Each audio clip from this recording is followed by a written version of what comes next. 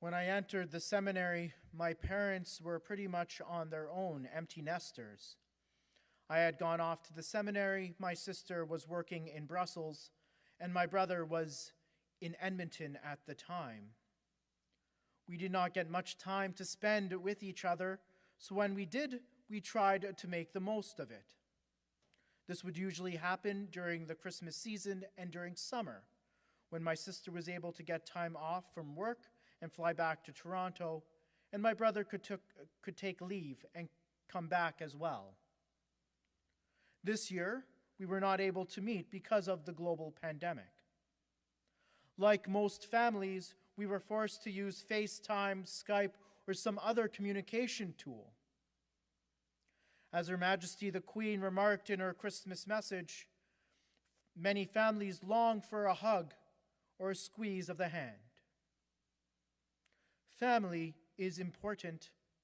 And as we continue through these difficult times at a distance, we long for our loved ones. We come in that longing to realize the importance of these familial relationships. Today, as we celebrate the feast of the Holy Family, we are reminded that God has given to us the Holy Family of Jesus, Mary, and Joseph as a model to imitate for our own families. And every family encounters difficult situations. Right from the beginning, there were many difficult situations that they, as a family, had to overcome. The virginal conception of Jesus by the power of the Holy Spirit in Mary. Saint Joseph having to accept this reality and take in the child and the mother to guard and protect them. The journey into Bethlehem and the birth of Jesus in a dark, cold, and smelly stable. We can imagine how difficult it must have been for Mary to bring her son into the world in such odd conditions.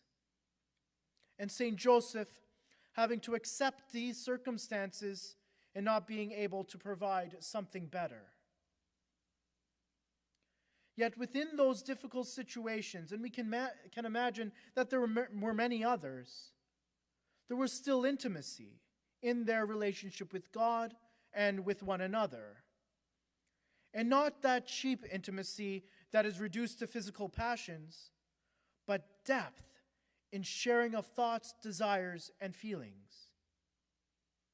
Divine love called them into that reality, and they were bonded together by that love. It is a love that called them to embrace the difficulties and remain faithful, obedient to the commands of God. It is a love that called them to trust in the promise of God to protect them. Maybe not in the way that they desired or hoped for, but in a way that challenged them to grow in virtue, in faith, hope, and in love. If our families are to imitate the Holy Family of Jesus, Mary, and Joseph, then we must always remember that God is looking upon us and our families with love. And we need to trust that He is going to protect our families, to guide our families, because He is ever mindful of His covenant. However, it would be ignorant and naive of me to ignore the fact that for many in our society and in our communities, this promise appears to be broken and empty. And the protection and guidance of God in the family is not a lived reality. There is something about this feast of the Holy Family that might stir up all sorts of emotions and memories that are caused by old wounds in our hearts. Today we face the rising numbers of divorce, children having to come to terms with feelings of abandonment from one or both parents, and all adults facing the struggle of coming to terms with abuse in their own family growing up.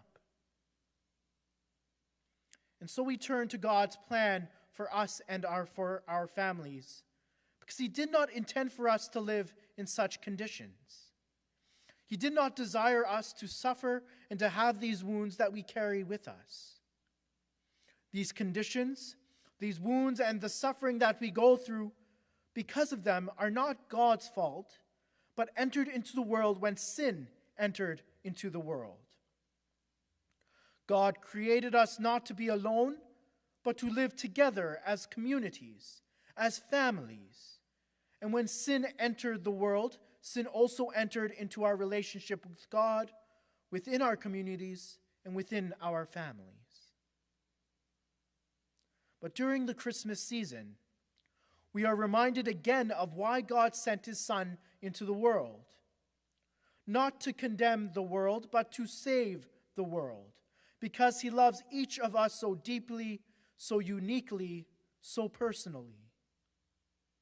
God sent his Son into the messiness of our lives, into the messiness of our families, not to condemn that messiness, not to take it away, but to transform it with his love and to gather us to himself in his family, the Most Holy Trinity. On this feast of the Holy Family, unique for many reasons, we can invite Jesus to become flesh in our hearts, especially in those places where we carry the wounds of our life and the wounds that come from our families. And we allow love to be made flesh there, to heal us and bring us into the family that we are called to be in, that we were created to be in, the most holy family of the Father and of the Son and of the Holy Spirit.